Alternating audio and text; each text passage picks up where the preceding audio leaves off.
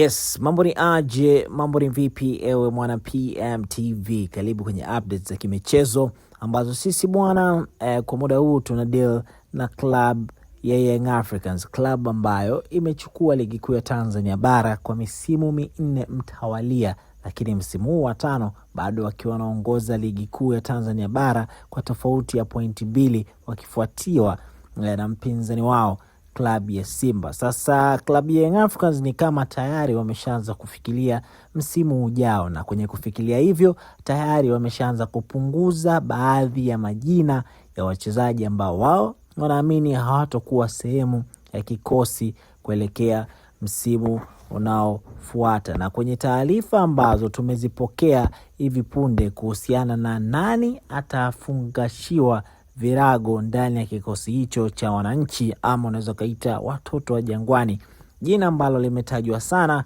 ni beki wa kushoto wa klabu hiyo, beki mrefu, beki mwenye mbio, beki ambaye alijizorea umaarufu mkubwa sana kutokana na speed pale ambapo anakuwa akishambulia mapana ya uwanja.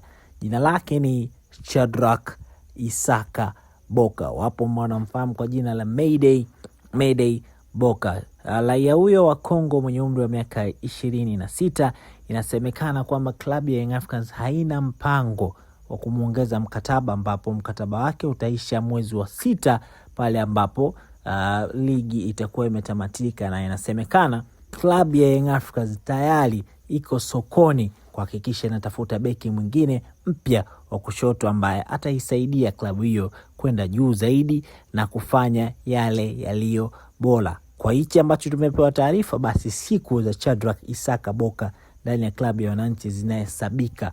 Sasa wewe pia una nafasi ya kutochea komenti yako. Unajisikia vipi? Unahisi ni maamuzi sahihi kwa klabu ya Young Africans kuachana na Shadrack Isaka Boka, ama unahisi alistahili kupewa nafasi nyingine? Sasa tuachie komenti yako hapo chini, lakini wakati tunatuachia komenti yako usisahau kwamba PMBet wamekuja na promotion kabambe ya kuhakikisha kila Ijumaa ya wiki 6 za kombe la dunia inatoka Toyota IST saa 4 asubuhi, yani kila saa 4 asubuhi ya Ijumaa kwenye wiki zote za kombe la dunia kuna mshindi wa Toyota IST atapatikana. Sasa unakuwa vipi mshindi? Ni kuhakikisha unafanya bashiri zako kupitia pmbet.co.tz ili uweze kuingia kwenye kinyang'anyiro cha kushindania Toyota IST ambazo zitatoka kwenye wiki 6 mfululizo. Website yao ni pmbet.co.tz. Mimi naitwa Raymond Elias. Aviator, rusha ndege, ushinde. Wapi utatua?